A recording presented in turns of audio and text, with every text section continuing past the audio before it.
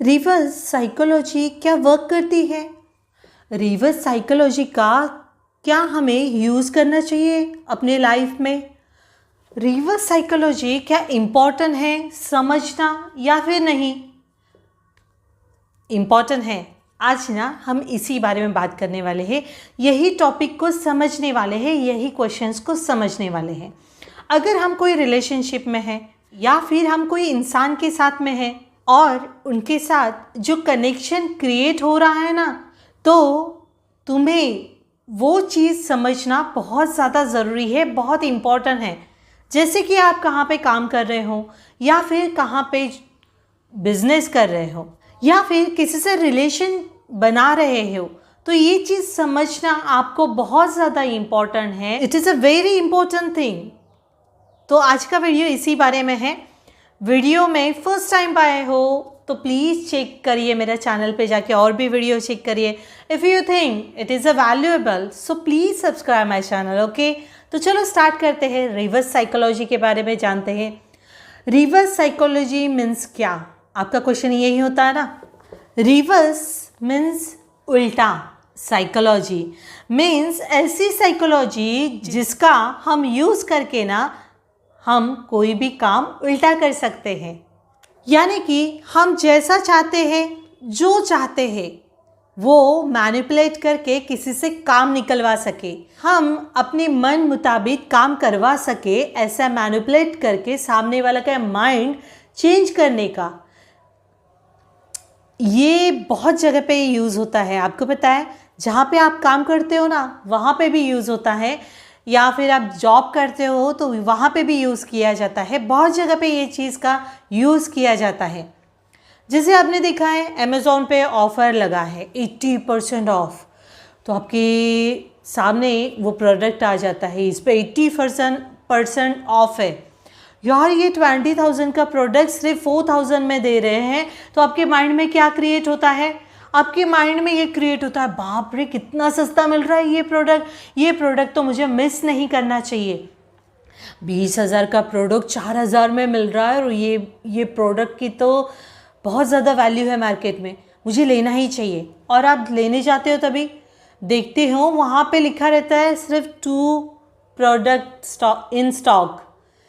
फिर आपका माइंड और ख़राब हो जाता है, यार 2 ही प्रोडक्ट बचे, ये ऑफ़र तो फिर ख़त्म, ये स्टॉक ख़त्म हो गया तो फिर ये प्रोडक्ट मैं मिस कर दूँगा।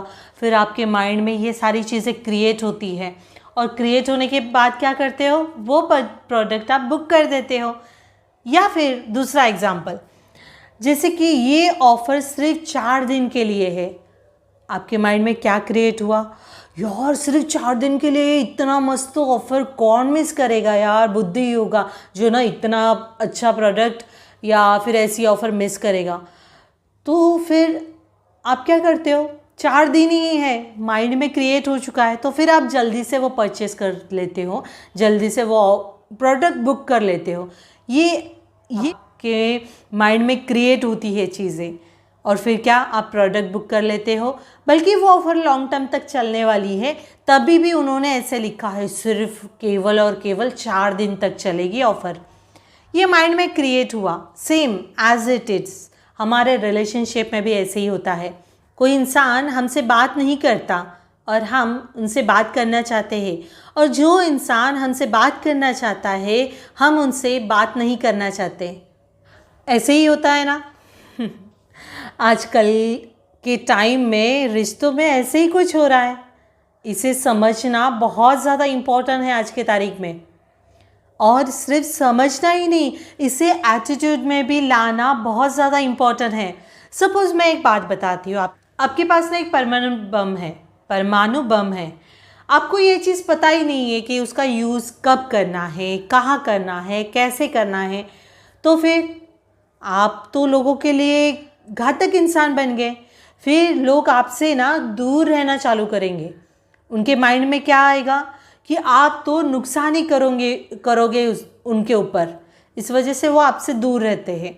वही चीज़ अगर आपको वो बम के बारे में सब पता है कि इसे यूज़ कैसे किया जाता है, कहाँ यूज़ करना है, कब यूज़ करना है, तो ये चीज़ें अगर आपको पता होती है ना, तो आप अपनी ज़िंदगी में जुड़े हुए लोगों का बेहतर कर सकते हो।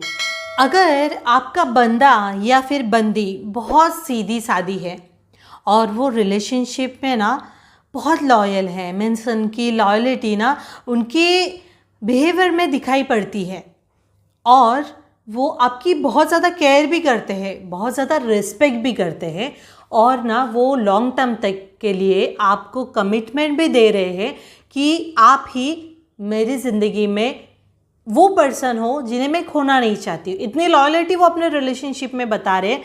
अगर आपका बंदा या बंदी ऐसे है ना, तो please don't use this psychology on them, okay. ऐसे लोगों पे हमें यूज़ ही नहीं करना चाहिए जो ना प्यार में बहुत ज़्यादा ईमानदारी से हमारे साथ रह रहे हैं, हमारी वैल्यू भी कर रहे हैं, हमारी रिस्पेक्ट भी कर रहे हैं, हमारी कदर भी कर रहे हैं। तो ऐसे इंसानों पे प्लीज़ कृपा करके हाथ जोड़ती हूँ, ऐसे लोगों पे ये रिवर्स साइकोलॉजी यूज़ मत करिए। जो है ना उसे भी खो दोगे वरना जी, क्योंकि वो बहुत ज़्यादा ईमानदार होते। वो ना रिलेशनशिप में ऐसे कोई मन में ऐसे कोई रीज़न, ये बोलते हेतु है इस वजह से ना रिलेशनशिप में नहीं आते जो ईमानदार रहते, या फिर वो कोई पैथरे आजमा के आपको अपना नहीं बनाया है उन्होंने, वो तो एकदम सीधे साधे हैं, बहुत ईमानदार है रिलेशनशिप में। तो ऐसे लोगों के ऊपर ये साइकोलॉजी यूज़ करोगे ना, तो ज़िंदगी में आप इन्हें खो दोगे हमेशा के लिए। इसलिए बोल रही हूँ, please don't use on him और हर, प्लीज़। आप जहाँ पे रहते हो ना, वहाँ पे कुछ टेढ़े टाइप के लोग रहते हैं, उनको ना सीधा करने के लिए कभी कभी हमें उंगली ना टेढ़ी करनी पड़ती है। तो ऐसे लोगों पे हमें रिवर्स साइकोलॉजी यूज़ करनी चाहिए। ऐसे लोगों के ऊपर हमें ये रिवर्स साइकोलॉजी यूज़ करके उनको बता देना चाहिए, या फिर उनसे हमें कोई फ़र्क नहीं पड़ता, ये उन्हें समझा देना चाहिए। और ये रिवर्स साइकोलॉजी ना हमें कब, कहाँ, कैसे यूज़ करना है ना, मैंने लास्ट में एक दो वीडियो ऐसी बनाई हैं कि जहाँ पे ना मैंने वीडियोज़ में बताया है कि अगर पार्टनर टाइम नहीं देता है तो साइलेंट रूल फॉलो करो, या फिर नो कांटेक्ट रूल फॉलो करो, इस बारे में बात की है। तो ये ऐसी चीज़ें होती है जहाँ पे हमें रिवर्स साइकोलॉजी यूज़ करनी पड़ती है कि जैसे साइलेंट हो जाना है, पार्टनर टाइम नहीं दे रहा है, इग्नोर कर रहा है, तो हम ना वो टाइम पे साइलेंट ट्रीटमेंट हमें लेनी चाहिए होती है। क्योंकि कैसे होता है, हम अगर वो टाइम पे अगर पार्टनर कंटिन्यूसली इग्नोर कर रहा है, आपकी कॉल्स का, आपके मैसेजेस का कोई रिप्लाई ही नहीं करता है, ये बहुत दिनों से चल रहा है, तो वहाँ पे ना एक वक्त के बाद हमें साइलेंट होना बहुत ज़्यादा ज़रूरी होता है। मीन्स हमें उन्हें कोई भी रिस्पॉन्स नहीं करना है, उनसे बात नहीं करनी है, उनका जब भी मन करता है वो तभी कॉल करते हैं, मैसेज करते हैं, या ये सब चीज़ें होती है ना, तभी हमें या तो साइलेंट ट्रीटमेंट करनी चाहिए या तो नो कांटेक्ट रूल फॉलो करना चाहिए। ये सारी चीज़ें अगर हमें पता है कि कैसे यूज़ करनी है, कब यूज़ करनी है, कहाँ यूज़ करनी है, नहीं तो कैसे होता है, ये सारे रूल्स, ये ट्रीटमेंट फॉलो करने के लिए ना हमें अपने माइंड पे कंट्रोल होना बहुत ज़्यादा ज़रूरी है। नहीं तो क्या होता है, हमने डिसाइड किया बाबा अभी तो ना मैं उससे बात ही नहीं करूँगी, उनसे कांटेक्ट, नो कांटेक्ट वाला रूल मैं फॉलो ही करने वाली हूँ, बट जैसे ही उनका कॉल दिखा या मैसेज देखा, सब भूल गए, नो कांटेक्ट रूल, सब फिर हो जाता है ख़त्म। फिर आपका कंट्रोल नहीं होने की वजह से आप उनका एक मैसेज देख के आप उनसे बात करना चालू कर देते हो, सब भूल जाते हो कि उन्होंने आपके साथ कैसे बिहेव किया, उन्होंने आपके साथ कितना गलत किया, वो सारी चीज़ें भूल जाते हो कि आपकी वैल्यू कैसे नहीं करता था। ये सिर्फ क्यों होता है पता है क्या, ये ना हमारा माइंड पे कंट्रोल नहीं होता है ना, इस वजह से हम ये चीज़ें फॉलो नहीं कर सकते हैं। बट स्ट्रिक्टली अगर आप ये फॉलो करते हो, चलो बाबा अभी ना मैंने डिसाइड किया है ये इंसान ना मेरी वैल्यू ही नहीं करता है, मेरी रिस्पेक्ट ही नहीं करता है, मैं कॉल करूँ मैसेज करूँ इग्नोर ही करता है, अभी इसका कितने भी कॉल आए मैं कॉल ना रिसीव ही नहीं करूँगी, और उसी टाइम कॉल आ गया, तभी भी आपको ये चीज़ खुद पे कंट्रोल है कि मुझे कॉल उठाना नहीं है, मुझे बात नहीं करनी है, तो ये बेस्ट ट्रीटमेंट रहती है। अगर आपने ऐसी ट्रीटमेंट, ऐसा कंट्रोल अपने ऊपर रखा, माइंड पे ऐसा कंट्रोल रखा ना, तो मैं आप जो सामने वाले को सबक सिखाना चाहते हो ना, कि उसे बताना चाहते हो कि भाई तुम्हारी ज़िंदगी में मेरी वैल्यू होनी चाहिए, ये चीज़ के लिए ना आपको ये ट्रीटमेंट करनी बहुत ज़रूरी है। ये रिवर्स साइकोलॉजी वर्क करती है, साइलेंट ट्रीटमेंट वर्क करती है, नो कांटेक्ट रूल ये भी वर्क करता है। बट कभी जब आप आपके माइंड के ऊपर कंट्रोल रख पाओगे तभी तो वो इंसान वैल्यू समझेगा ना, नहीं तो फिर क्या होता है, उसने 8 दिन तक आपने डिसाइड किया कि नो कांटेक्ट रूल फॉलो करना है, और फिर जैसे ही 8 दिन के बाद उनका कॉल आया, फिर कंटिन्यूसली तुम्हारा कम्युनिकेशन, कन्वर्जेशन, वॉटेवर जो भी है वो तुम्हारा कंटिन्यूसली वैसे ही चल रहा है। फिर वही तुम कॉल कर रहे हो, मैसेज कर रहे हो, उनको बार बार कॉल कर रहे हो, उनके पीछे भागे जा रहे हो। फिर वो इंसान क्या हो जाता है, इंसान को वो चीज़ की हैबिट तो हो ही जाती है, उनका माइंड ये सेट हो जाता है, उनके माइंड में क्रिएट ही हो जाता है कि आप ना कहाँ पे भी नहीं जाने वाले उनको छोड़ के। फिर वो आपको उसी तरह ट्रीट करेगा, उसी तरह हर्ट करेगा, आपको इग्नोर करेगा, आपको जब चाहे तभी कॉल करेगा, जब चाहे तभी आपको गलत बोलेगा। ऐसे ही होता है। अगर आपको अपनी वैल्यू बढ़ानी है, रिलेशनशिप में आपको आपकी वैल्यू बढ़ानी है, अपनी जगह बनानी है, सामने वाला इंसान आपकी रिस्पेक्ट करे, ऐसा लगता है ना, तो कभी कभी ना ये ट्रीटमेंट यूज़ कर लिया करो। कभी बीच बीच में ऐसे रिलेशनशिप में हो ना, तो पार्टनर को बीच बीच में ऐसे झटके देने बहुत ज़्यादा ज़रूरी होते हैं। क्योंकि क्या होता है, अगर ना रिलेशनशिप में कंटिन्यूसली यही सब चीज़ें चलती रहती है और आप कोई चीज़ का रिएक्ट नहीं कर रहे हो, जैसे चल रहा है वैसे ही चलने दे रहे हो, तो इंसान ना आपको बहुत ज़्यादा ही ना ग्रांटेड लेता है। तो ऐसे ही आपको ना करना चाहिए कि बीच बीच में ना अपने पार्टनर को ऐसे ट्रीटमेंट देती रहनी चाहिए। ऐसे नहीं कि हफ्ते भर बात नहीं हुई है और उनका मैसेज आते ही आप कंटिन्यूसली बात करने लग गए हो।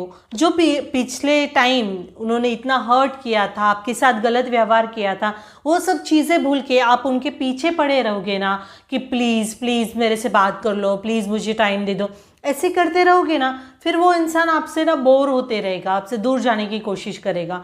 इसलिए मैं बोल रही हूँ ऐसा मत करो प्लीज़, नहीं नहीं, बिल्कुल नहीं करना है। अपनी ना एक डिग्निटी आपको बना के रखनी चाहिए। रिलेशनशिप में हो ऐसे प्यार सभी करते हैं, लेकिन जहाँ पे अपने सेल्फ रिस्पेक्ट की बात आती है ना, तो हमें वहाँ पे ऐसे अपने ऊपर कंट्रोल रखना चाहिए। जहाँ पे हमसे गलत व्यवहार होता है ना, वहाँ पे हमें थोड़ा ध्यान अपने माइंड के कंट्रोल पे रखना चाहिए।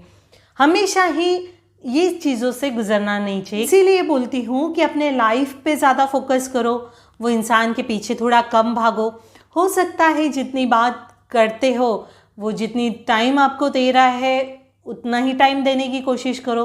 बार बार उनके पीछे मत भागो। आपको उनसे थोड़ी दूरी बनानी चाहिए। अपने माइंड पे, खुद पे आपको कंट्रोल लाने की बहुत ज़्यादा ज़रूरत है। और ना आपको खुश रहना बहुत ज़्यादा ज़रूरी है। वो कैसे रह सकते हो, जैसे कि वही इंसान को पूरी दुनिया बना के मत बैठो। जैसे मैंने लास्ट वीडियो में भी बताया था कि पार्टनर को पूरी दुनिया बना के बैठोगे ना, तो फिर वो दुनिया जिसे समझते हो वो चला जाएगा, तो फिर आपकी दुनिया ख़त्म हो जाएगी। इसलिए मैं बोल रही हूँ कि अपनी दुनिया में ना ऐसे लोग भी ऐड करो, जैसे कि आपके फ्रेंड्स, फैमिली मेम्बर्स, रिलेटिव्स और हमारे बेस्ट फ्रेंड, इनको सबको ऐड करो। तो ना कभी वो इंसान, वो पार्टनर अगर आपको हर्ट भी करता है ना, तो आपकी दुनिया में और 4 पार्ट तो है ना जो आपको संभाल सकते हैं, जो आपको समझा सकते हैं। इसलिए वो इंसान को इतना इम्पोर्टेंस मत दो अपने लाइफ में, उसे दुनिया ही बना के मत बैठो। और कभी फ्रेंड्स के साथ घूमने भी जाया करो, फैमिली के साथ जाया करो, और ना जो वो हैप्पी वाले मोमेंट्स रहते हैं ना, उसे कैच करो और सोशल मीडिया पे अपलोड कर दो। उसे भी तो समझने दो कि उसके बिना भी हम जी सकते हैं। क्यों ना ऐसी चीज़ की जाए आज से ही। तो चलो फिर आप आज से ही रेडी हो जाओ। अभी कंट्रोल खुद की खुशी के ऊपर नहीं, खुद के दुख के ऊपर रखना है। खुशी तो झलकने दो सबकी। ओके, तो ये चीज़ ना आपको ध्यान रखनी है, सिर्फ खुद पे कंट्रोल रखना है। ओके, ठीक है। आपको ये वीडियो अच्छा लगा है तो प्लीज़ लाइक ज़रूर कीजिए और अपने फ्रेंड्स के साथ शेयर कीजिए, क्योंकि आपके शेयर करने से उनको काफ़ी हेल्प हो सकती है। मुझे तो हो रही है काफ़ी हेल्प, शायद आपके फ्रेंड्स को भी हो जाए। और वीडियो अच्छा लगा है और लाइक भी किया है तो सब्सक्राइब करना तो बनता ही है, ठीक है। Thanks for subscribe, thanks for watching, bye bye, मिलते हैं नेक्स्ट वीडियो में।